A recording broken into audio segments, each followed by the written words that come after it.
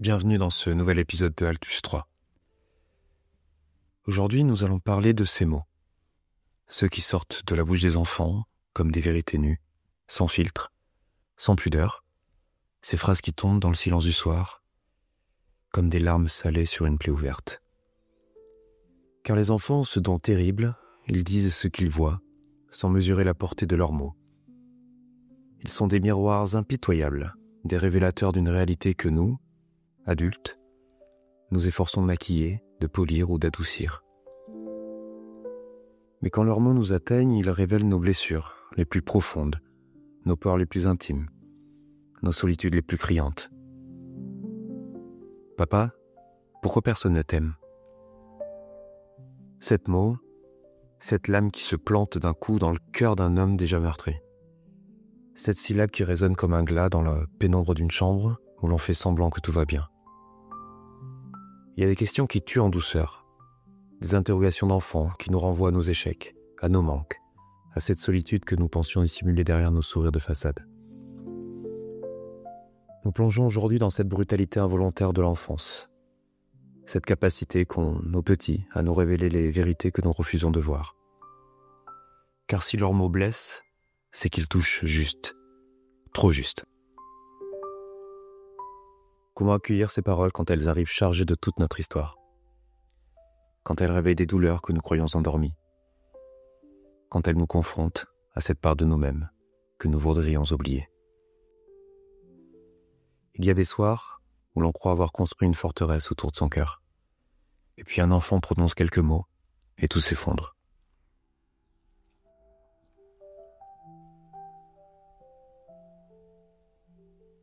C'était un de ces soirs où la nuit tombe comme un rideau sur la scène du quotidien. Un de ces moments suspendus où l'on fait comme si tout était normal, où l'on joue la comédie du bonheur pour deux petites âmes qui ne doivent rien savoir de nos fractures. Sur le lit, blottis sur les draps, comme dans un cocon de douceur, nous lisions des histoires. Ces contes où tout finit bien, où les princesses trouvent leur prince, où l'amour triomphe toujours. Quelle belle ironie. J'étais là, présent de corps mais absent d'esprit, naviguant entre le récit que je leur lisais et celui que je me racontais intérieurement. Celui d'un homme qui tente de colmater les brèches, de masquer la douleur, de contenir les larmes qui menacent de déborder à chaque battement de cœur. Et puis dans ce silence feutré, cette voix d'ange qui se faufile. « Papa, pourquoi personne ne t'aime ?» Le livre s'est figé entre mes mains. Les mots sur la page sont devenus flous, comme si quelqu'un avait jeté de l'eau sur l'encre. Ma gorge s'est nouée d'un coup, mes cordes vocales se sont tendues jusqu'à la rupture. Plus aucun son ne pouvait sortir de ma bouche. Cette question simple en apparence contenait toute la cruauté involontaire de l'enfance. Elle était là, cette petite fille de 4 ans, qui avait observé sans qu'on s'en rende compte, qui avait compris, avec cette intelligence intuitive qui caractérise les enfants, que quelque chose clochait dans l'équation familiale. Maman avait retrouvé un amoureux, papa non. Papa était seul, papa était triste. Dans sa logique d'enfant, si papa n'avait personne, c'est que personne ne l'aimait. C'est QFD. Une déduction implacable, d'une simplicité désarmante. Mais pour l'adulte que j'étais, cette question résonnait comme un verdict. Elle creusait dans la plaie encore béante de la séparation. Elle réveillait tous les doutes, toutes les peurs, toutes les remises en question. Suis-je si difficile à aimer ? Qu'est-ce qui cloche chez moi ? Pourquoi elle et pas moi ? Car voilà le piège des mots d'enfant. Ils nous renvoient à nos propres questionnements. Ils amplifient nos angoisses. Ils transforment nos blessures en gouffres béants. Comment répondre à cette innocence qui vous transperce ? Comment expliquer à un enfant de 4 ans que l'amour est complexe, que papa n'est pas seul par choix mais par circonstance, par prudence ou par peur ? Papa vous aime vous ? Et je finis par articuler, la voix éraillée. Mais cette réponse ne suffisait pas. Elle le savait bien qu'on l'aimait. Ce n'était pas la question. Elle parlait d'amour romantique, de cette complicité qu'elle voyait entre sa mère et son nouveau compagnon, de cette tendresse qui manquait dans les yeux de son papa. En réalité, papa avait eu plein d'amoureuses depuis la séparation.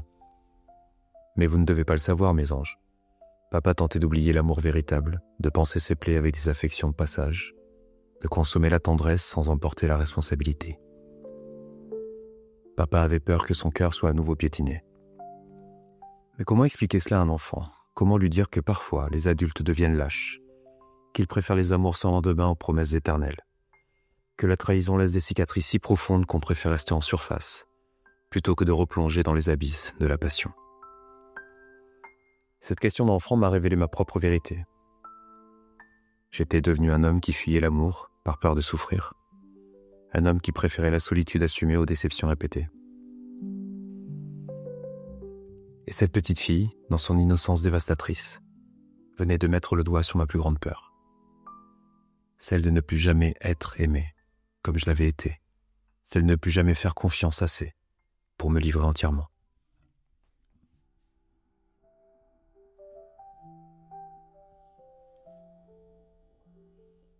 Quelques années plus tard, alors que nous étions dans la cuisine, préparant ensemble un moment de douceur gastronomique, elle a lâché une autre de ces phrases qui nous figent sur place. « Papa, il y a un temps pour tout. Il y a un temps pour l'enfance, un temps pour l'adolescence et un temps pour les adultes. » 7 ans, 7 petites années sur cette terre et déjà cette sagesse qui vous cloue le bec. Cette compréhension du temps qui passe, de l'inexorabilité des étapes de la vie, de cette marche en avant dont on ne peut pas revenir. D'où tenait-elle cette vérité ? Avait-elle entendu cette phrase quelque part ou était-ce sa propre réflexion qui avait mûri dans le silence de ses pensées d'enfant ? Car c'est cela, la particularité des enfants.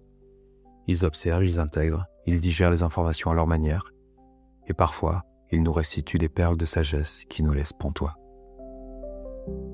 Le temps de l'enfance, elle le vivait pleinement. Ce temps où tout est possible, où l'on croit encore aux contes de fées, où l'amour de papa et maman semble indestructible. Mais elle commençait à comprendre que ce temps avait des limites, que l'insouciance n'était pas éternelle. Elle voyait ses parents séparés, elle entendait les conversations d'adultes, elle sentait les tensions même quand on croyait les masquer, et quelque part dans son petit cœur, elle intégrait l'idée que l'enfance était un état transitoire, une parenthèse dorée avant les complications de l'âge adulte. Le temps de l'adolescence, elle ne le connaissait pas encore, mais elle l'anticipait déjà. C'est le temps des premiers amours, des premières déceptions, des premiers choix, vraiment importants. Elle pressentait ce que serait une période de turbulence, de questionnement et de construction de soi. Peut-être imaginait-elle déjà les difficultés qui l'attendaient, les moments où elle devait choisir entre papa et maman, les week-ends partagés, les vacances négociées, les anniversaires dédoublés. Le temps des adultes, enfin, elle l'observait chez nous, chez ses parents. Ce temps apparemment si compliqué, où l'on peut s'aimer puis ne plus s'aimer, où l'on peut construire une famille puis la déconstruire, où l'on peut promettre l'éternité puis se contenter du provisoire. Elle voyait que nous, les adultes, nous étions parfois perdus, parfois tristes, parfois en colère, que nous n'avions pas toutes les réponses, que nous faisions des erreurs, que nous souffrions. Et dans sa logique d'enfant, elle acceptait cette réalité. Elle ne la jugeait pas, elle ne la contestait pas. Elle constatait simplement que chaque âge avait ses joies et ses peines, ses privilèges et ses contraintes. Cette phrase « il y a un temps pour tout » résonnait comme une leçon de philosophie sortie de la bouche d'une petite fille. Elle contenait une acceptation de l'impermanence, une compréhension intuitive du fait que rien n'est figé, que tout évolue et que tout change. Et moi, l'adulte, supposé sage, je restais là, ému par cette sagesse précoce, admiratif de cette capacité qu'elle avait à accepter ce que moi, je peinais encore à digérer.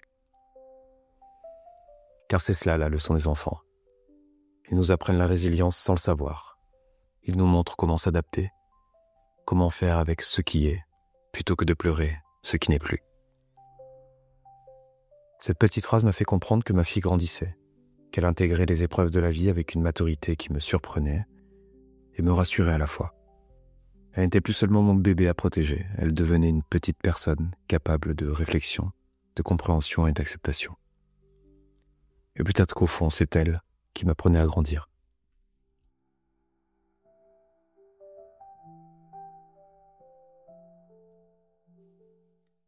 Les mots d'enfant.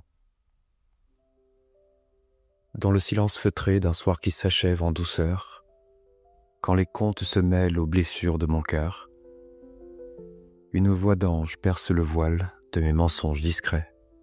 Papa, pourquoi personne ne t'aime ? Mon âme se brise en secret. Sept mots tombés comme des pierres dans l'eau claire et pure, révélant les profondeurs d'une âme solitaire qui endure. Comment répondre à cette innocence qui transperce l'être, quand la vie d'enfant fait nos masques disparaître ? Elle a 7 ans et déjà la sagesse des temps anciens. Il y a un temps pour tout, murmure-t-elle de ses mains. Un temps pour l'enfance et ses rêves aux reflets cristallins. Un temps pour grandir, accepter les chemins incertains. Les mots d'enfant sont des lames de pure lumière, qui tranchent dans le vif de nos vérités amères. Ils révèlent ce qu'on croyait, si bien caché au fond. Nos peurs, nos manques, nos cœurs aux blessures profondes. Mais dans cette brutalité tendre, innocente et naïve, se cache une leçon que notre âme blessée reçoit, vive. Accepter le présent tel qu'il nous arrive, sans détour, et grandir dans l'amour, malgré les mois de chaque jour.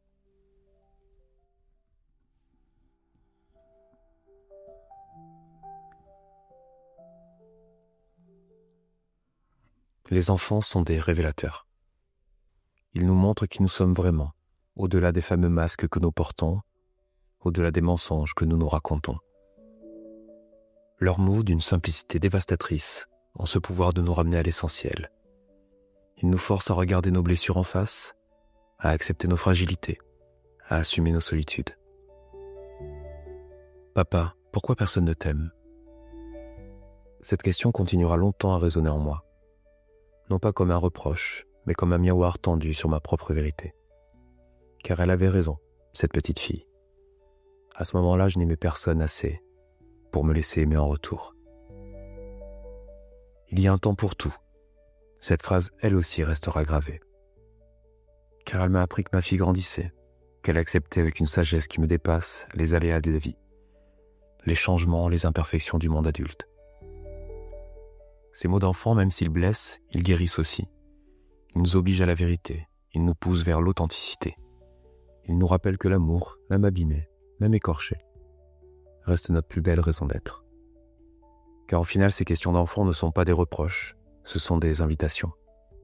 Des invitations à être meilleurs, à aimer plus fort, à assumer pleinement ce que nous sommes.